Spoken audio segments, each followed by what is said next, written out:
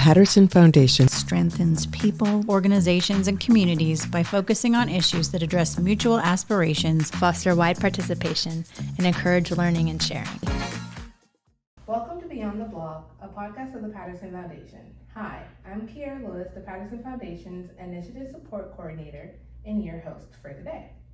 Today we're going to be looking into TPF's work in DeSoto County, specifically through its initiatives such as Aspirations to Action and DeSoto County Ahead, all in attempts to strengthen the efforts of the people and organizations who live there.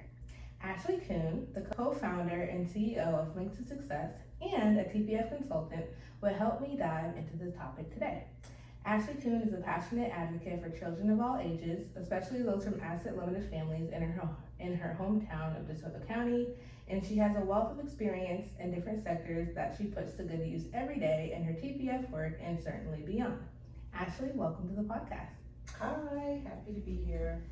So Ashley, given that you were born in DeSoto County and raised in Arcadia, and you currently reside there, I think you are the best person to tell me and our audience about DeSoto County to help us set the stage for our conversation. So tell us a little bit about it. DeSoto County is my hometown. It's very rural. When I was growing up, we could say everybody knew everyone else, but we are growing. We get the opportunity to meet new people now. It's very heavily agriculture.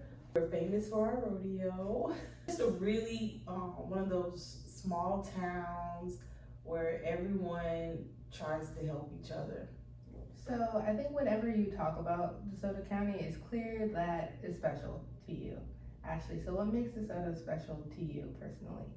DeSoto is special to me because all of my family is there. Most of my family lives in Arcadia, and my friends, my high school and middle school, elementary school, everything really almost looks the same as when I was growing up. So it's like I actually get to live nostalgia, like I don't have to just think about it. And the people, they are very caring people, so it's very special to me.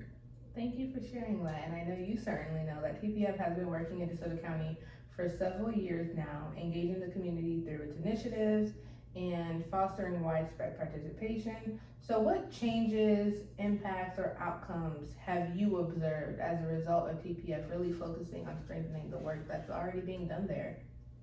I have seen a lot of change over the years. I first talked to the Patterson Foundation and Deborah in 2018, and they were interested in doing work in DeSoto County. And Deborah assured me that it would be for the long haul and that they wouldn't run away from the challenges, and they have kept their word. And so in that time, so much has changed. I see people having hope for the future, hope that things can be even better than they are.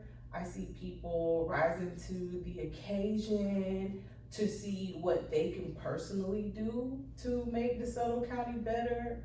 Whereas I think before there was a lot of people that were just complacent, like this is what we have, limited resources, we're gonna work with it.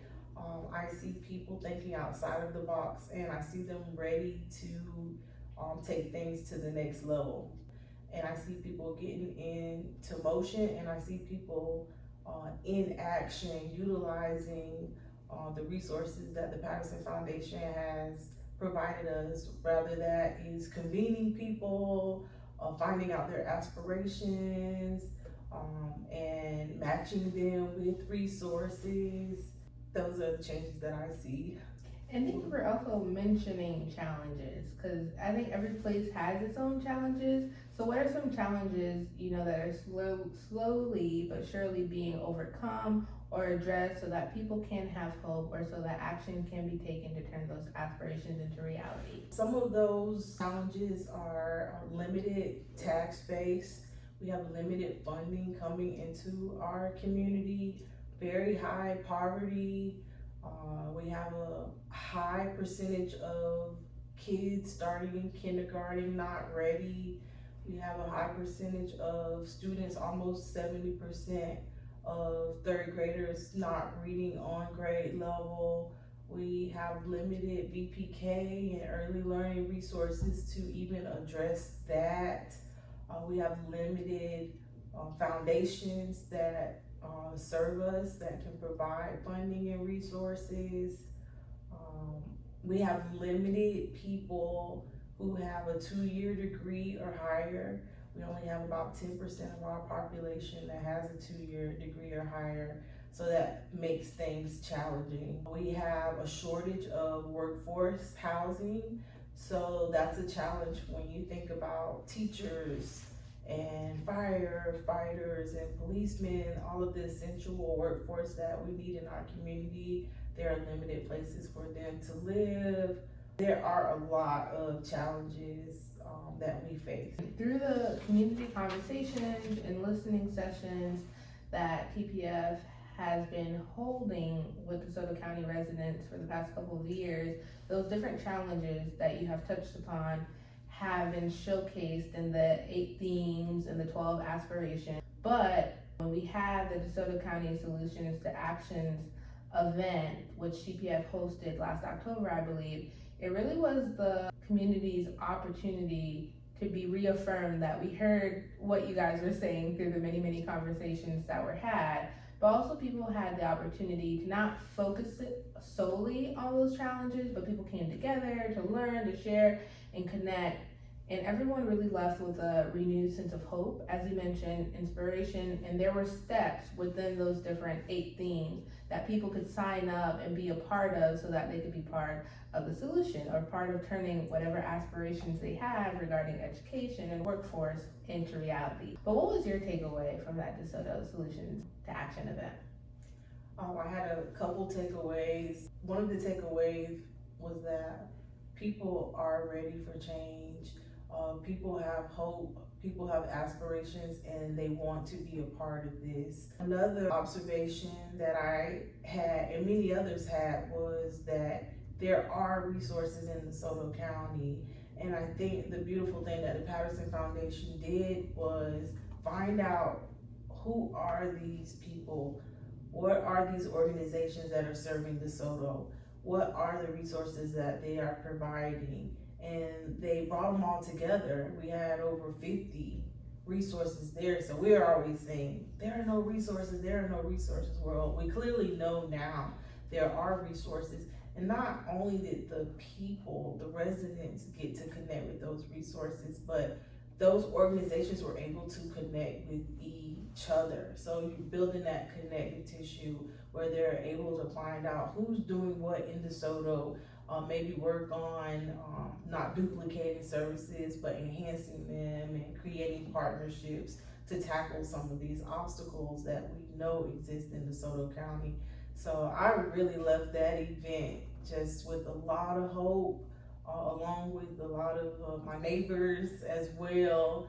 It was a really great event. I think everyone, the resources or exhibitors who were there to be that night, were really appreciative of having a chance to shine. But all that does not happen without trust.